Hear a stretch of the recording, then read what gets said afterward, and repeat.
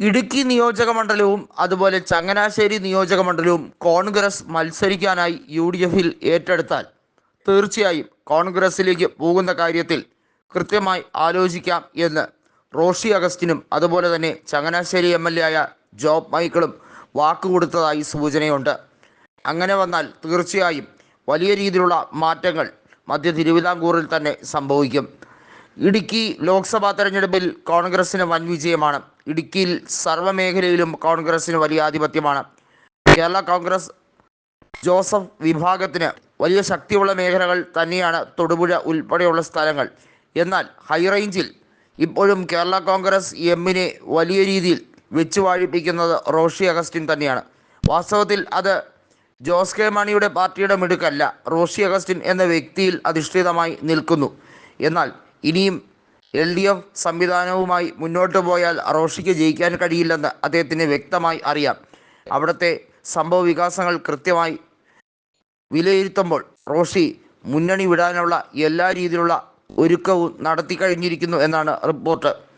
ആ ഒരു നിലയ്ക്ക് കാര്യങ്ങൾ കുറച്ചുകൂടി വ്യക്തമാക്കാൻ തന്നെയാണ് അദ്ദേഹവും അദ്ദേഹത്തിൻ്റെ അനുയായികളും ശ്രമിക്കുന്നത്. ജോസ് കെ മാണിയുടെ കൂടെ ആകെ ഒരുപക്ഷെ പ്രൊഫസർ N ജയരാജ് നിൽക്കും എന്നതൊഴിച്ചാൽ മറ്റാരും തന്നെ കൂടെ നിൽക്കാൻ സാധ്യതയില്ല. കേരള കോൺഗ്രസ് റോഷി വിഭാഗം പ്രത്യേകമായി ഉണ്ടാകുമോ, അതോ അത് ഉണ്ടായതിനു ശേഷം കോൺഗ്രസുമായി ലയിക്കുമോ? ഇത്തരത്തിലുള്ള നിരവധി ചോദ്യങ്ങൾ വരും ദിവസങ്ങളിൽ പ്രസക്തമാകുന്നുണ്ട്. ഔദ്യോഗികമായി ജോസ് കെ മാണി ചിഹ്നവും എല്ലാം നേടിയെടുത്തു എന്ന് അഹങ്കരിക്കുന്നുണ്ടെങ്കിലും ജനങ്ങൾ അദ്ദേഹത്തിൻ്റെ ഒപ്പമല്ല എന്നുള്ളത് കഴിഞ്ഞ നിയമസഭാ തെരഞ്ഞെടുപ്പിലും ലോക്സഭാ തെരഞ്ഞെടുപ്പിലും തെളിയിക്കപ്പെട്ട ഒരു കാര്യമാണ്. അതുകൊണ്ട് തന്നെ ഇനി ജോസ് കെ മാണിക്ക് വലിയ സാധ്യതയൊന്നും മധ്യ തിരുവിതാംകൂറിൽ ഇല്ല. റോഷി കൂടി കൈവിട്ടാൽ പിന്നെ ജോസ് കെ മാണി വെറും വട്ടപൂജ്യമായി മാറും.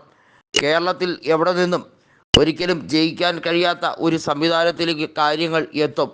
ജോസ് കെ മാണിക്ക് അത് ഒഴിവാക്കണമെന്ന് ആഗ്രഹമുണ്ടെങ്കിലും പക്ഷേ നോക്കി നിൽക്കാനേ കഴിയുകയുള്ളൂ. UDF ഒരു കാരണവശാലും അദ്ദേഹത്തിനെ എടുക്കില്ല എന്ന് വ്യക്തമായി പറഞ്ഞിരിക്കുന്ന കാര്യമാണ്. എന്നാൽ റോഷി അഗസ്റ്റിനോ അതിനകത്തുള്ള നേതാക്കളോ വിട്ടുവന്നാൽ UDF എടുക്കുന്ന കാര്യത്തിൽ യാതൊരു അമാന്തതയും കാണിക്കില്ല എന്നുകൂടി വ്യക്തമാക്കിയതോടെയാണ് ജോസ് കെ മാണി കൂരിരുട്ടിൽ ആയത്. ഇപ്പോഴത്തെ സാഹചര്യത്തിൽ ജോസ് കെ മാണിക്ക് ഇനി രാഷ്ട്രീയം കളിക്കാൻ ഒരു വേദിയില്ല. വാസ്തവത്തിൽ ഏറിൽ നിൽക്കുന്ന അവസ്ഥയാണ് ജോസ് കെ മാണിക്ക്. എന്ത് ചെയ്യണമെന്ന് അറിയാത്ത അവസ്ഥ.